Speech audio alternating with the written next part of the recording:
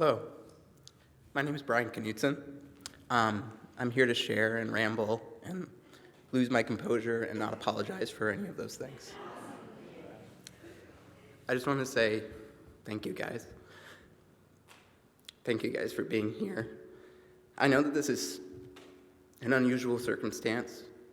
I feel as though in these past 2 years, maybe some of us were able to do some healing. Some of us were able to find some peace.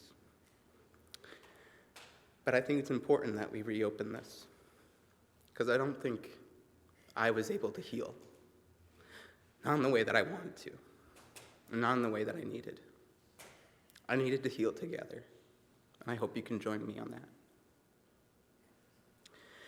I struggled for a long time, maintaining the memory of my dad for who he was, and not how he died. I asked myself, how do I make that image of what I love and respect and admired about him the forefront? How do I make those things that I loved about him overshadow the darkness that happened at the end? And for a long time, I thought I needed to come to terms with that. I needed to find a way to eliminate one of those. But I came to understand that that was never going to happen, and that I needed to accept something. That I don't get to choose how I feel about things. And my feelings don't care if they're correct or not, and they don't give a damn if they're helpful. When I think of the love that I have for my dad, I feel pain, and I feel loss. And I accept that those places in my heart, those two feelings, they coexist. I accept that they are both. And I hope that you can too. My dad was someone that I was always incredibly proud of. Someone who preceded me in a lot of ways. I remember vividly, I don't really remember the circumstances as to why, but one of my maybe kindergarten or first grade classes, we all took a field trip to the Gilmore Theater Complex. And my dad showed people around the Williams Theater and the Shaw Theater. And he showed them the soundboard. And he showed what he did with lighting. And I had so many people come up to me and say that your dad is so cool. I said, yeah, he is. And then here at church, here in this community, he's so well respected and admired and adored by so many people. He was a Sunday school teacher here. He taught people here. He always saw himself first and foremost as an educator. And it was another environment where I felt so proud to say that I was his son, that I was a Knewtson. And at school, when I went to college, at the same department that he taught in, on the other end of things, on the acting side, everyone admired him so much. At that point, I was like, man, what's so special about him? But I remember it was one of my first semesters there, and he was talking about what lighting design is. And I never really paid it much mind when he talked about it, at home. But there's this moment where I looked at him and I said, wow, so you're like an artist. And he said, yeah.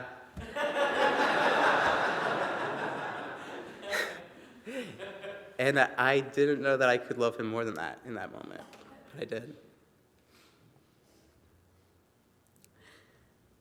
For a long time, that was a big part of my identity. Something that I would brag about, that I was his son. Work it very haphazardly and ham-bone it into every conversation I could. And I still feel that way.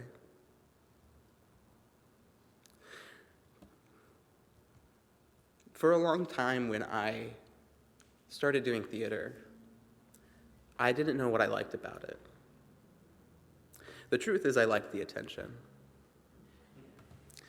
And I thought to myself that that wasn't enough for me, that I wanted it to be more meaningful than just self-gratification.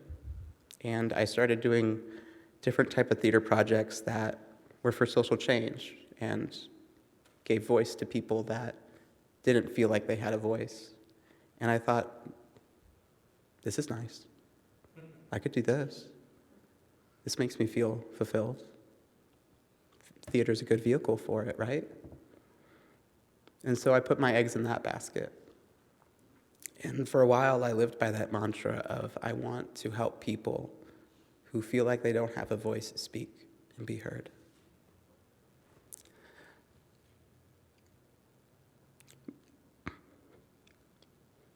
After my dad had his seizure, he couldn't speak anymore.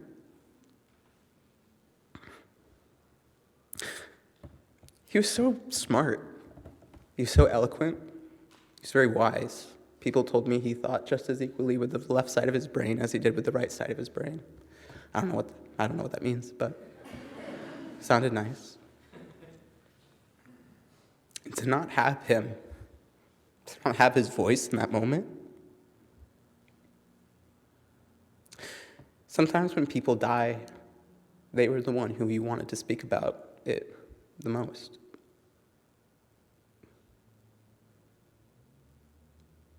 Those 2 months after his seizure and the many hospital stays until we were finally able to get a prognosis, and then the period of time after that, I personally found out on Leap Day, February 29th. That's not even a real date. I thought maybe this was just fake and not really happening. I wanted that.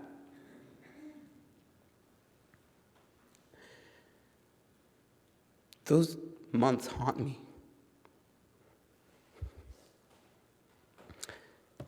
How do I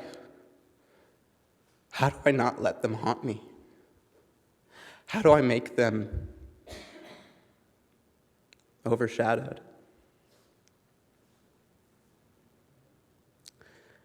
I spent the last moments with him.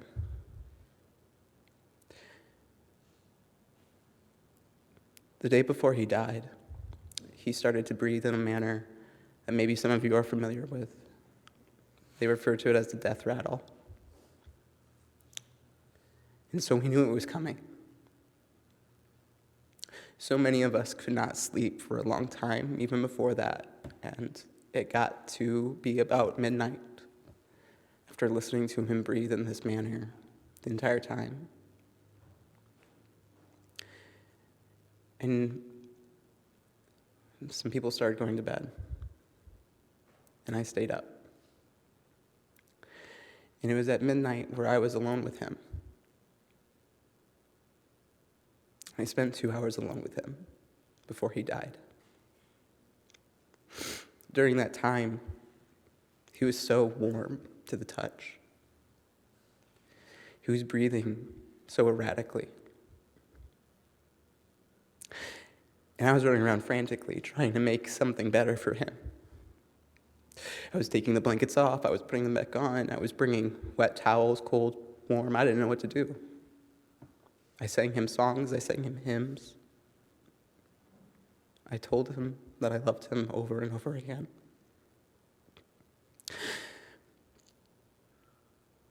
And there was this moment, about an hour before he passed, where he looked at me, where he opened his eyes. He had been gone for weeks at that time.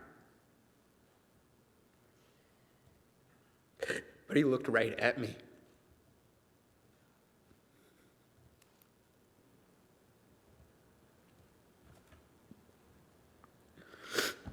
There was this beauty in the stillness of that moment.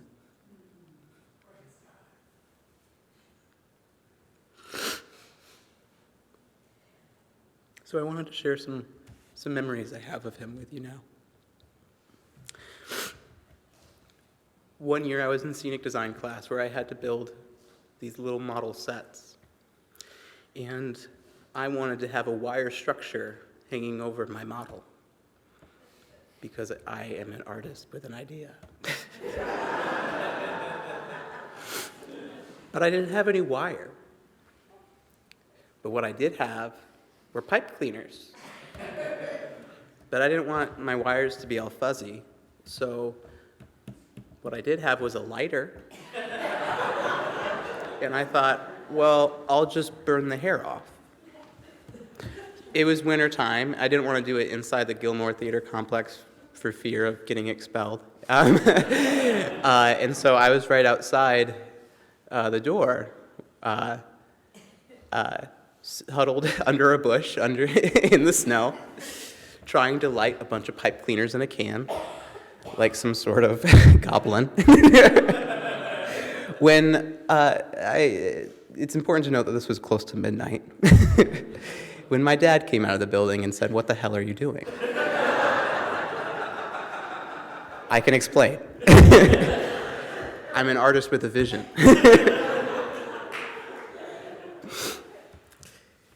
My dad probably thought I was an idiot in the best way. I remember when I was young on a different field trip to I think it was a dog pound. My dad was a chaperone, and I was maybe 10 years old at the time. And I was still probably riding some of that high of thinking that all my classmates thought my dad was the coolest person in the world. And I went up to my dad and I said, "Pick me up. I want to be held. Pick me up." I don't even remember the last time he had picked me up. I was 10. I was a big boy at that point. And he said, "No, I don't want to pick you up." And I said, "Dad, please, please." And he picked me up, and he was obviously irritated by it. And the moment I was being held by him, I realized how embarrassed I was. But I was too embarrassed to say, "Okay, put me down now." And I just heard him frustratedly sigh for about 10 minutes before I worked up the courage to say, "Okay, I'm done."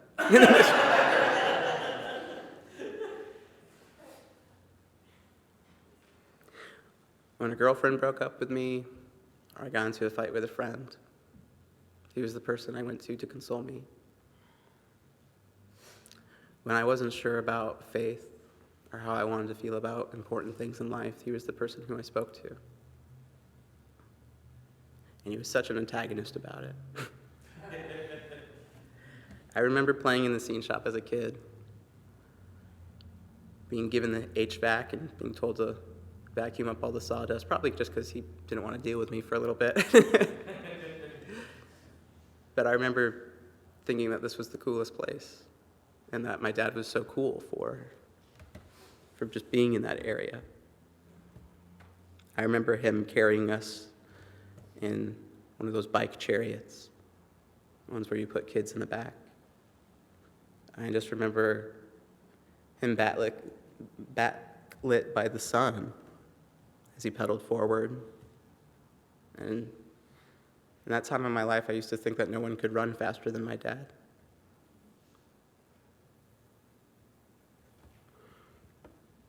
I remember climbing Deer Mountain with him. It was just the two of us. We woke up at 6 a.m. and I complained the whole time.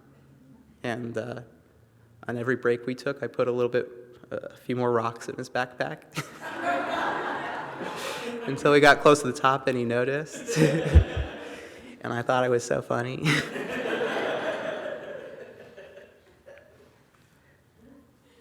I remember the way that he could capture an audience.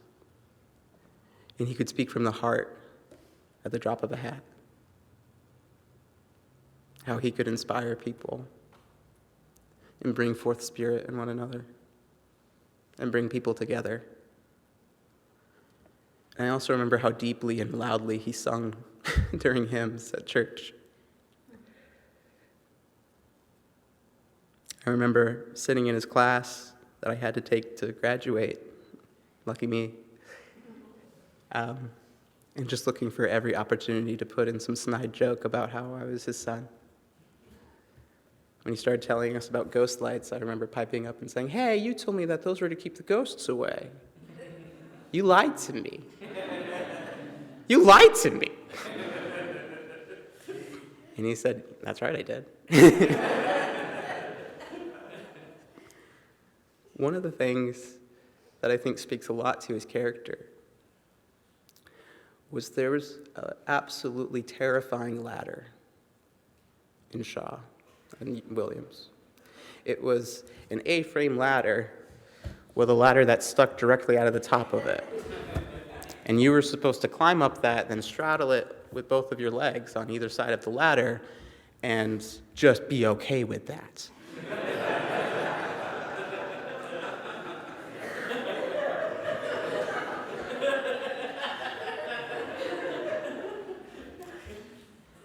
There was a lot of students in this time where he taught that would go up on that ladder and it would freeze. And one day I was that student. And I didn't know how to get down. I didn't know how to move. It took me an hour to get down. And he was there the whole time.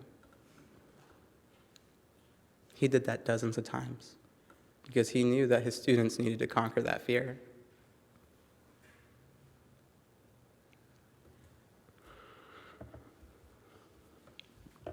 I remember him driving me to school and him drifting off to sleep while driving and me being absolutely terrified every single moment. And I was watching the road more than he was at times and getting ready to grab his arm to let him know, hey, wake up, wake up. Every time he would tell me stop, I was watching the road. You were snoring. He helped me move into all of my apartments. When I moved into my first one and I lived alone for the first time, he took me shopping and gave me really bad cooking advice. And I followed that cooking advice, and I got really sick. The first assignment I had to do for my dad in his class was we had 3 pictures of 3 different scenes of the play Oedipus, and we were supposed to color it how we wanted it to be lit. I forgot to do this assignment. And the way that the assignment was presented was we would all hang it up on the wall afterward, and we would go around and take turns presenting our ideas. I pulled out my assignment, and while everyone else was presenting, I colored in my pictures. And as soon as I put it up, because I wasn't really listening, I realized I had made a fatal mistake because I had 2 pictures and everyone else had 3.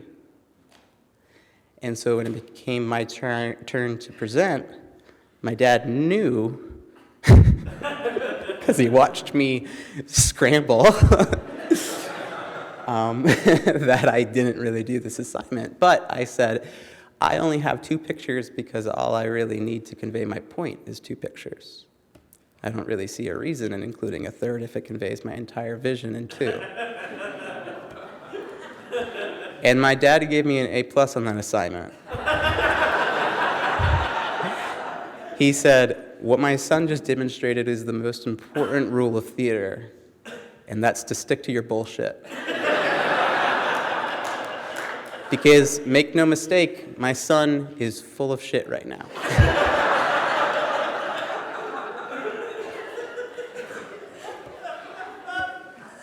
I loved him very much in that moment.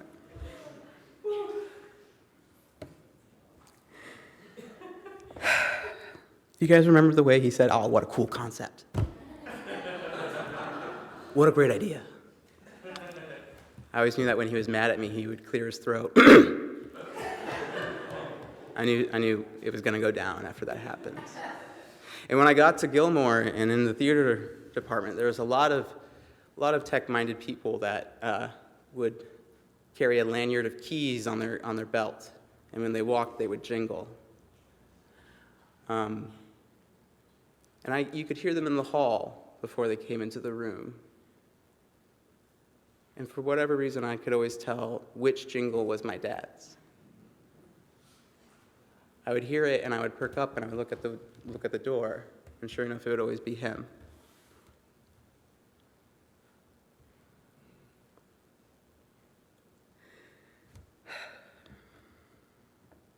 there was this one time I tried to boil an egg in the microwave. Yeah, not a great idea. I put a bowl of water in the microwave, and I put the egg in the water, and I put it all in the microwave, and I thought 5 minutes sounds good.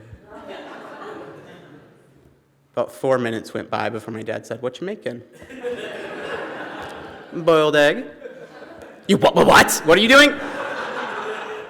He opened it up, and that was the first time I heard my dad swear. When he went to go move the bowl of water and burned his hand and said, he made really fucking hot water.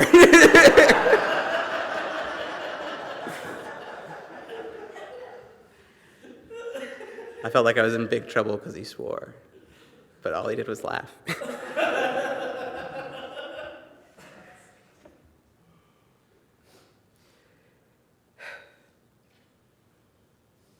It's both. It's all those happy memories, and it's the loss. Mike, you were saying you were wondering what he's doing up in heaven. There's two things I like to think. One is that he's looking forward to the day where I get to see him again, where we all get to see him again. And the other is that he's upgraded his canvas to the whole sky. He's no longer lighting sets and stages, but he's creating sunsets and sunrises.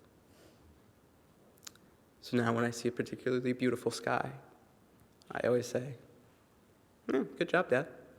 A pretty good one."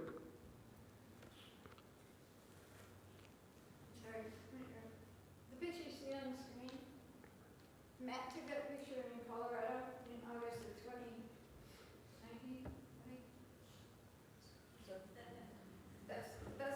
I took that picture, I'm sorry. I took the picture at a wedding after Matt was gone, 2020. He was up there doing his thing. It's okay. Thank you.